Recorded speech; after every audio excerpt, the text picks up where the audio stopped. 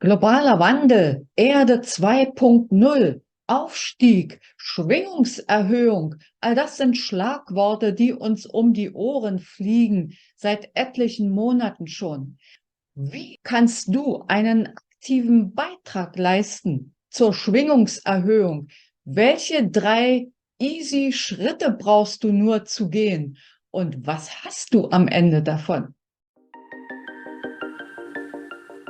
Nach den 2 bis 3 wirklich sehr schwierigen Jahren gibt es viele von uns, die einfach nur darauf hoffen, es möge endlich alles wieder besser werden und sitzen dann ein bisschen wie das Kaninchen vor der Schlange und schauen, was passiert, hoffen, dass es sich zum Besseren wendet, ohne dabei zu realisieren, dass sie selbst die Veränderung sein müssen. Und ich sage ganz bewusst müssen, die sie sich selbst so sehr wünschen.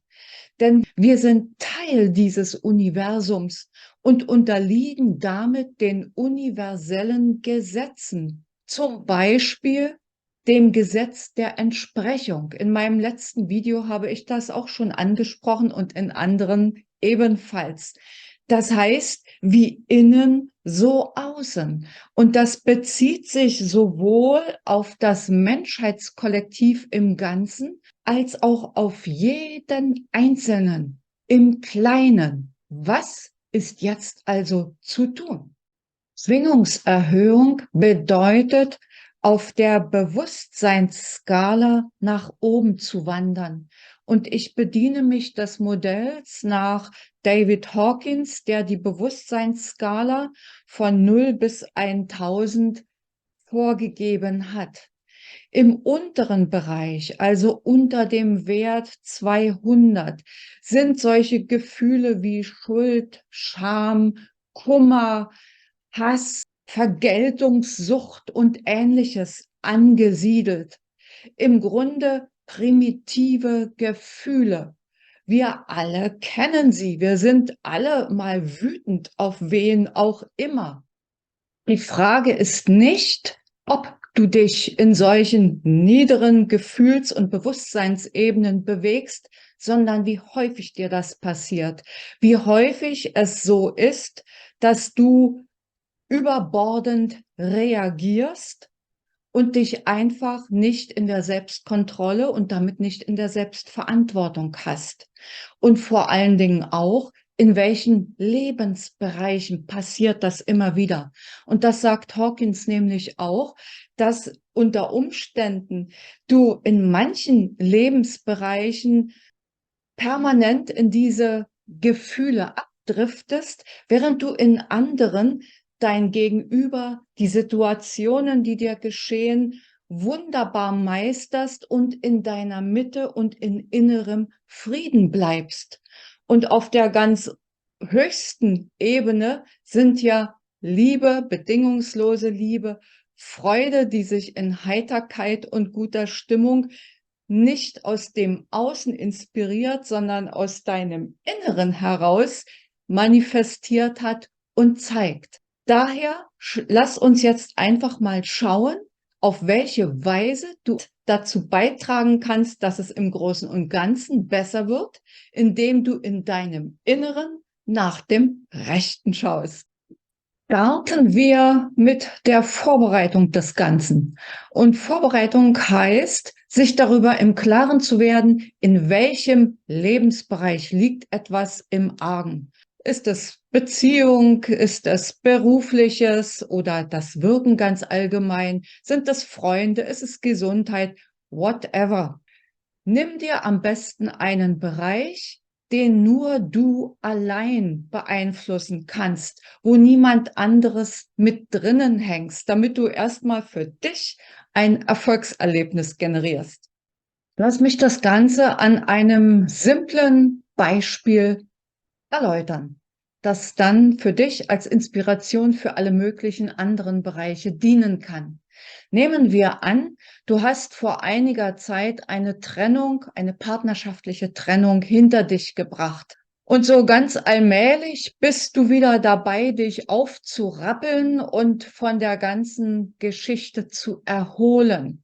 Und dennoch gelingt es dir nicht so ohne weiteres. Immer wieder verfällst du in traurige, depressive Gefühle und kannst dich nicht aufraffen, wieder fröhlich durchs Leben zu gehen. Dann kommen wir zum Punkt 2. Das erste war den Bereich aussuchen. Der zweite Punkt ist, dir darüber im Klaren zu werden, was dich entlasten kann. Frage, wie viele Fotos schmoren noch auf deinem Smartphone, auf dem Computer, dem Tablet oder gar in Papierform, in Form von Fotobüchern oder Ähnlichem herum, die letztlich negative, traurige, sentimentale Gefühle in dir hochkommen lassen. Ich sag dir was, Entlastung heißt entsorgen.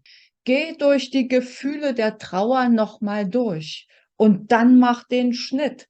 Und egal, was deine bevorzugte Methode ist, zerfetzen, verfeuern oder was auch immer dir einfallen mag, entsorge das, was negative, niedrige Gefühle in dir auslöst. Schau in deinen Kleiderschrank, welche deiner Kleidungsstücke erinnern dich an die guten Zeiten und lassen in dir nicht Freude und Dankbarkeit hochkommen, was ja positiv wäre, sondern eher die traurigen Gefühle, ach, hatte ich an, als wir Punkt, Punkt, Punkt. Das heißt, in einem ersten oder zweiten Schritt, nachdem du den Bereich für dich geklärt hast, geht es darum, dich zu entlasten. Und das kannst du wirklich ganz pragmatisch machen.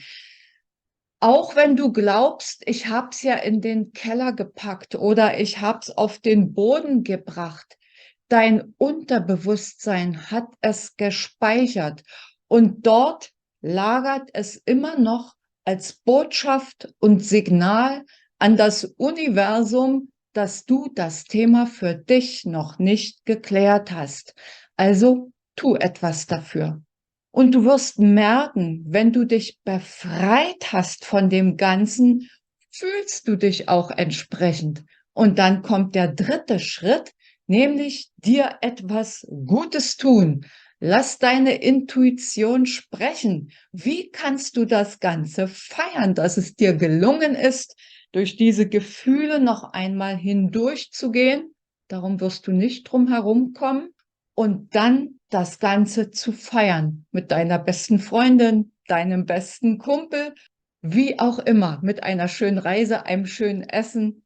Dir wird schon etwas einfallen. Fassen wir noch mal zusammen.